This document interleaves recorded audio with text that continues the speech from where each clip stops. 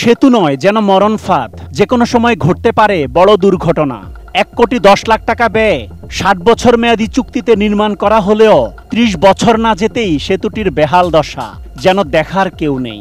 বড় ধরনের দুর্ঘটনার পরেই হয়তো টনক নড়বে কর্তৃপক্ষের। 2012 সালে সেতুর পিলার ও বিভিন্ন অংশের পলেস্তারা খসে পড়ায় ঝুঁকিপূর্ণ ঘোষণা করে বড় যানবাহন চলাচলে নিষেধাজ্ঞা জারি করা হয়। সেতুর সামনে টানিয়ে দেওয়া হয় সাইনবোর্ড। কিছুদিন ভারী যানবাহন চলাচল বন্ধ থাকলেও কর্তৃপক্ষের বাধা উপেক্ষা করে ঝুঁকি নিয়েই আবারও শুরু হয়েছে যান চলাচল। সেতুটি এই এলাকার জন্য কতটা গুরুত্বপূর্ণ জানালেন এলাকাবাসী। অন্যান্য রুটগুলোতে একটু গাড়ি ঘোড়া বেশি থাকে, জ্যাম থাকে, এই রুটটা একটু ফাঁকা থাকাতে এই রুটটা কিন্তু খুবই জনপ্রিয় হয়েছে এবং এই রুটে দিয়ে আপনি বিয়ে শাদী বলেন, বিভিন্ন অনুষ্ঠানের বিভিন্ন পিকনিক স্পটের গাড়িও কিন্তু এই রুটে চলে। এখন এই রুটের এই যে ব্রিজের যে অবস্থা, যে কোনো মুহূর্তে একটা বড় ধরনের দুর্ঘটনা হবে। এটা সব আমরা ঝুঁকিপুর মুখে আছি। এটা যেটা গাড়ি নিয়ে আসার সময় চিন্তিত সম্ভাবনা আছে, ফার্স্টে মাঝখানে ভেঙে পড়ে যাওয়ার সম্ভাবনা আছে। ডিজাইন, এলিগেন্স, বিউটি, সেরা পণ্য সবার জন্য জেভিকো। প্রকৌশল অধিদপ্তরের সূত্রে জানা যায়, 1991 সালে নারায়ণগঞ্জের রূপগঞ্জ উপজেলার বালু নদের উপর চনপাড়া ড্যামরা সেতুটি নির্মাণ করা হয়। এই সেতু রাজধানী ঢাকার সঙ্গে রূপগঞ্জের পশ্চিমাঞ্চলের যোগাযোগের একমাত্র মাধ্যম। ওই পাশে সব স্কুল কলেজ সবকিছু ওই পাশে, এখানে এরকম স্কুল কলেজ নেই, স্টুডেন্ট আসা যাওয়া অনেক ঝুঁকিপূর্ণ।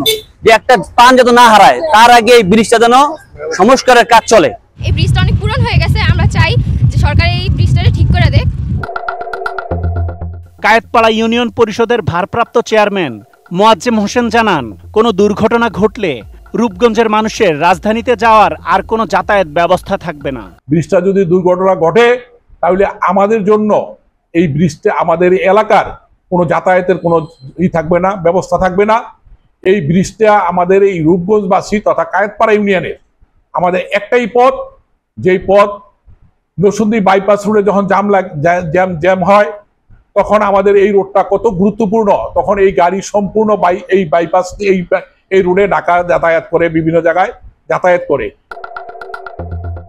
তবে ঝুঁকিপূর্ণ সেতুটি সংস্কারে উদ্যোগ নেয়ার কথা জানান রূপগঞ্জ উপজেলা প্রকৌশলী আক্তার হোসেন। আমরা সংস্কারের জন্য আমাদের এলজিডির মাধ্যমে, নির্বাহী প্রকৌশলীর মাধ্যমে আমরা আমাদের আগারগাঁও হেড অফিসে পাঠিয়েছি এটা, এবং আমরা সার্বক্ষণিকের যোগাযোগ রাখার চেষ্টা করতেছি। আমরা পরবর্তী কোনো ইনস্ট্রাকশন যখন আমরা পাবো উপর থেকে তখন আমরা এর ব্যবস্থা নেব।